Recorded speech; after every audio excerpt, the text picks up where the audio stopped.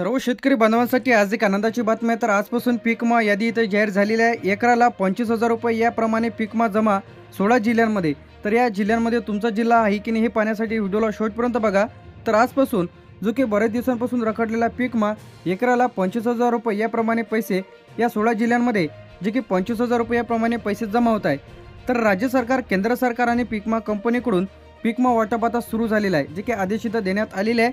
तर आता यामध्ये जे काही जिल्हे आहे यामध्ये बीड आहे, धाराशिव, परभणी, जालना, नाशिक, अहमदनगर, लातूर, सोलापूर, अकोला, सांगली, याचप्रमाणे नागपूर, सातारा, बुलढाणा, जळगाव, अमरावती, कोल्हापूर, तर अशा अनेक जिल्ह्यांमध्ये पीक विम्याचे पैसे इथं जमा होत आहे। सर्वप्रथम आता यामध्ये जे काही जिल्हे आहे, नाशिकमध्ये 155.74 कोटी रुपये 3,49,298 शेतकरी बांधवांना वाटप सुरू झालेले आहे। जळगावमध्ये 4,88,00,000 जो काही निधी इथं आलेला आहे।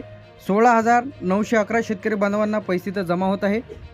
अहमदनगरमध्ये 160,28,00,000 2,31,831 शेतकरी बांधवांना पैसे इथं जमा होत आहे। यानंतर इथे आपलं सोलापूरमध्ये 111,41,40,00,000 यामध्ये शेतकरी बांधवांना मिळत आहे। 1,82,534 शेतकरी बांधवांच्या खात्यामध्ये 111,11,41,40,00,000 रुपये जमा होत आहे।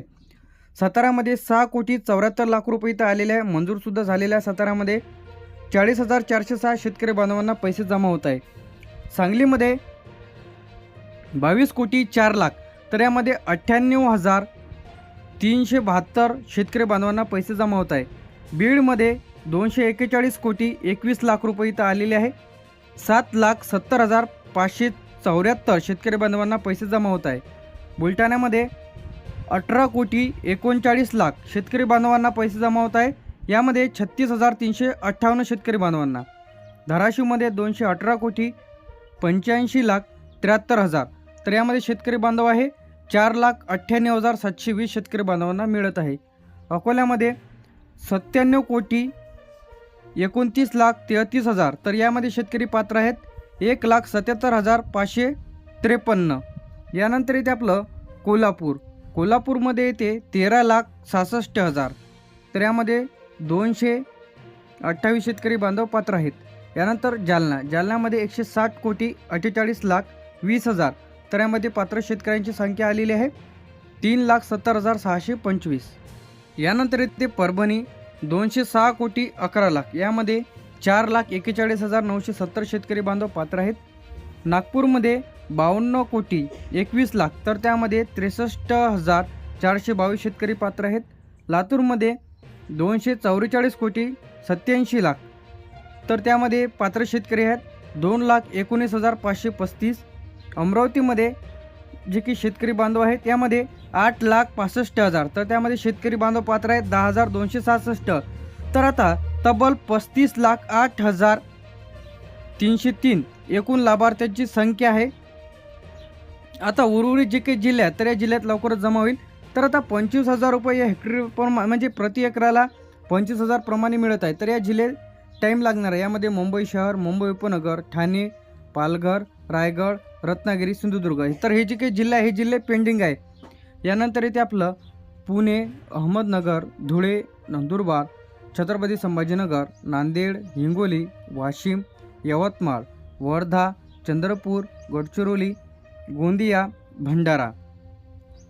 यानंतर कोणत्या पिकाचा पीक विमा इथं मिळत आहे, यामध्ये सोयाबीन आहे, कापूस आहे, तूर आहे, मूग आहे, उडीद आहे। तर अशा पिकाचा पीक विमा मंजूर झालेला आहे आणि 25,000 रुपये या एकराप्रमाणे शेतकरी बांधवांना पैसे टप्प्याटप्प्याने इथं अनेक लाभार्थ्यांच्या खात्यामध्ये जमा होत आहे। तर आता जे की दुसऱ्या टप्प्यांमध्ये 1,219 कोटी रुपये, किती 1,219 कोटी रुपये इथं आलेले आहे, किती कोटी रुपये। तर आता यामध्ये जे की जिल्हे आहे, सर्वप्रथम यामध्ये पुणेमध्ये 95 कोटी, नांदेडमध्ये 88 कोटी, यवतमाळमध्ये 82 कोटी, वर्ध्यामध्ये 64 कोटी, चंद्रपूरमध्ये 71 कोटी, गडचिरोलीमध्ये 58 कोटी, गोंदियामध्ये 43 कोटी, भंडारामध्ये 39 कोटी, हिंगोलीमध्ये 52 कोटी। यानंतर इथे आपलं वाशिममध्ये आलेलं आहे 47 कोटी, धुळेमध्ये 61 कोटी, नंदुरबारमध्ये 55 कोटी, ठाणेमध्ये 36 कोटी, पालघरमध्ये 33 कोटी, रायगडमध्ये 29 कोटी, रत्नागिरीमध्ये 24 कोटी, सिंधुदुर्गमध्ये 18 कोटी, मुंबई विभागमध्ये 12 कोटी. यानंतर इथे आपलं जे काही आता सर्वाधिक निधी इथं जे की 1219 कोटी रुपयाचा दुसऱ्या टप्प्यांमध्ये वाटप सुरू. तर आता याचे जे काही पैसे आहेत ते कोणाला मिळत आहे? ज्यांनी खरीप रब्बी पीक विमा फॉर्म भरलेला आहे, सातबाऱ्यावर पिकाची नोंद आहे, बँक खाते आधारशी लिंक आहे, नुकसान नोंद केलेली आहे, म्हणजे ज्यांनी नुकसान भरपाई नोंद केलेली आहे, ज्यांच्या शेतातील सर्वे इथं झालेले आहे, तर अशांना मिळत आहे. आता कोणाला पैसे इथं आलेले नाहीत, ज्यांचा अर्जामध्ये चूक आहे, बँक खाते बंद आहे, आधार लिंक नाही, त्याचप्रमाणे ई पीक पाहणी केलेली नाही, पिकाची नोंद केलेली नाही, पीक विमा फॉर्म भरलेला नाही, नुकसान भरपाईची नोंद केलेली नाही, तर अशा शेतकरी बांधवांना पैसे येणार नाही.